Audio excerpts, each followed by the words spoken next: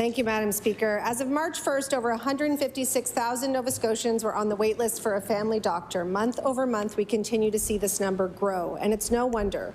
There are 129 family doctor vacancies in the province. On top of this, nearly a quarter of family doctors are over the age of 60 and may be considering retirement in the coming year. People like Brenda McDonald and her two sons have been on the wait list for almost 3 years and don't know when they will get reliable and consistent care.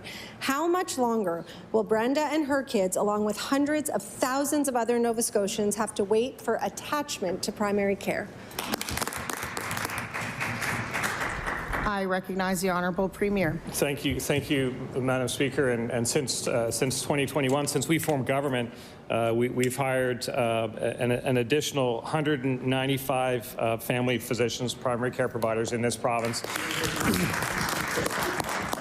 And I would just like to remind the member and all Nova Scotians that, of course, we want people to have the consistent care of a family doctor or nurse practitioner, primary care provider. But there are a number of avenues to access care that are working, that are just what are needed for a number of Nova Scotians. The pharmacy clinics are an amazing thing. They're helping a lot of Nova Scotians. Virtual care is helping a lot of Nova Scotians. Not for everything, but it's helping a lot of Nova Scotians.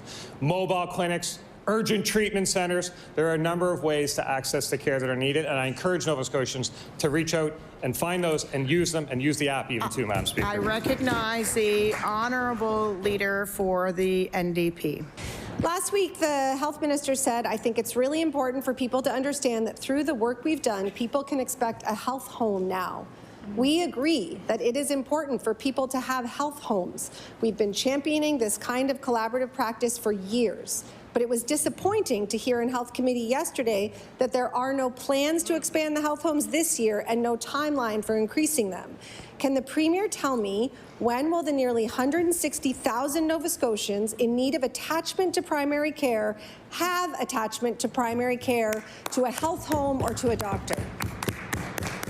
I recognize the Honourable Premier. Thank you, Madam Speaker. And what I would say is we now have a good understanding of that list. Of course, when we formed government, it literally was just an Excel spreadsheet with names.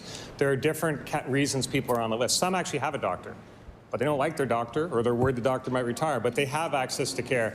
And some... Order. I ask that everyone respect the person who has the floor. Right now, the Honourable Premier has the floor. I recognize the Honourable Premier. I recognize that there are people that need attachment for sure. There are new access channels for sure. They're useful and they're helpful. I spoke to a doctor this morning who shared with me that some of their colleagues in their geographic catchment area are taking on patients. They called a number of people on the list. They were just fine. So what I would say to the member is, we know there is work to be done in healthcare, but we also know that the list, which was initially designed for a purpose to show if people have access to care, is probably a little bit outdated at this time, but we'll continue to work through with Nova Scotians on that. I recognize the Honourable Leader of the NDP with her final sub. We believe that all people need attachment to primary care.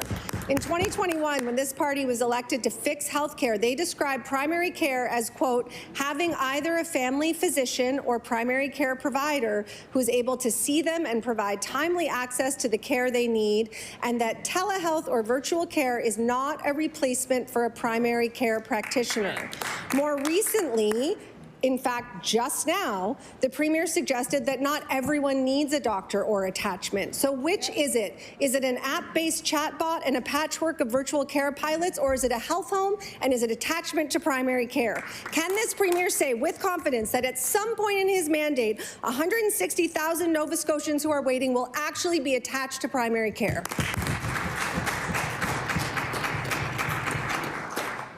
I recognize the Honourable Premier. What I would say to the member is what we're focused on is access to care.